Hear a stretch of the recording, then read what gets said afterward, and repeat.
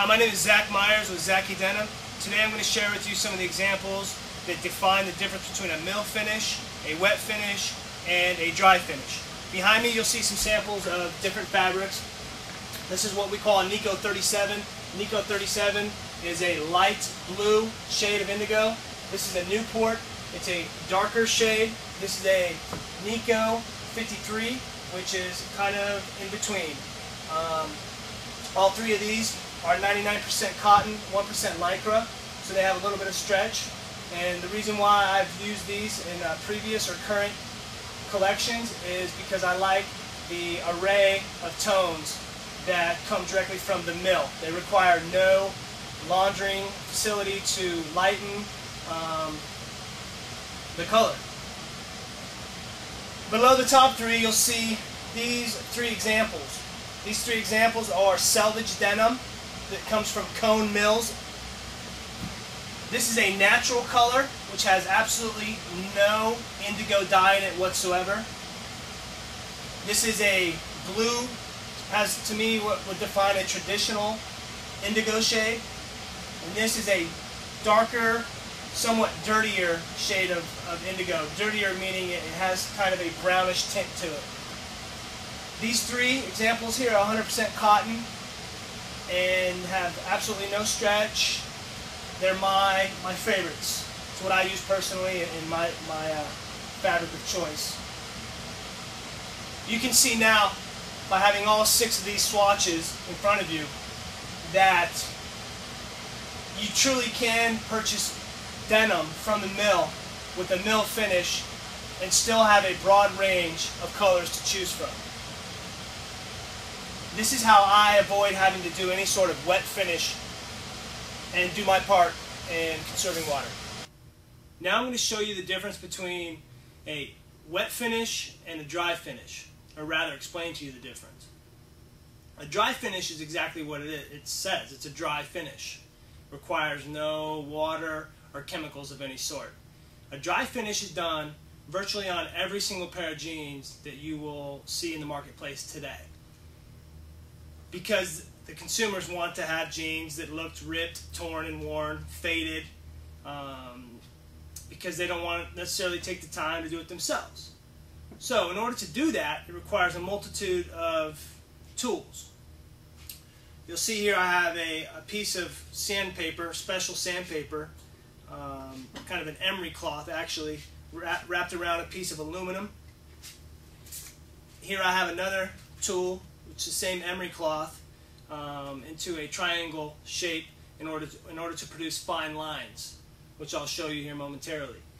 Also, I had a Dremel tool, just like you would buy at Home Depot or Lowe's.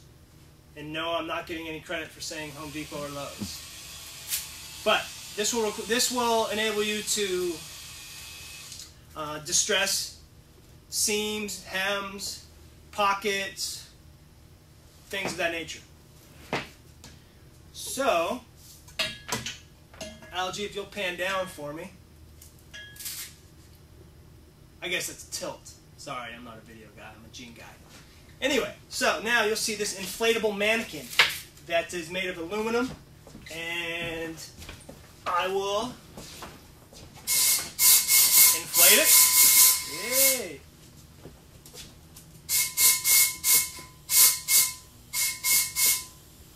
That's pretty good.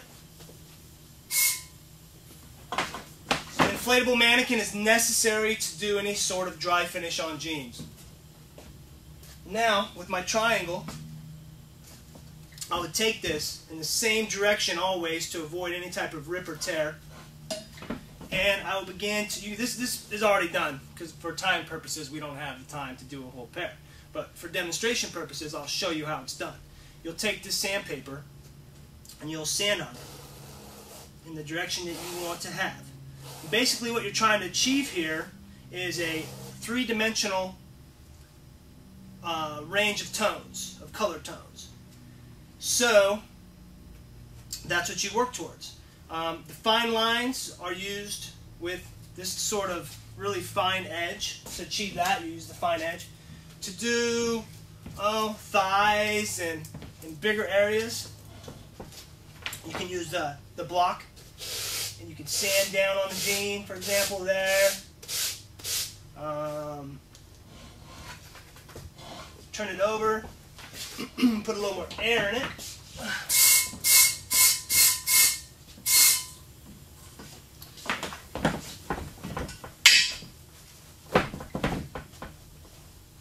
And continue on the back side of the jean. Sanding in that same direction. Pocket, yoke, wherever you, each jean has its own style of dry finish, and that is how we achieve it. Basically, a wet finish requires a lot of water, a lot of chemicals, a lot of washing machines, curing ovens, everything that has to do with a laundry facility. And here at Zace Denim, we choose not to do any wet finish for a multitude of reasoning. And the biggest being that I want to conserve as much of the natural resources as we have on this planet for future generations. And also, I don't want to take part in polluting the waterways. So I hope you've learned a little bit more today about the mill finish, dry finish, and what a wet finish is. Thank you very much for giving me this opportunity, and I hope to see you again in the near future.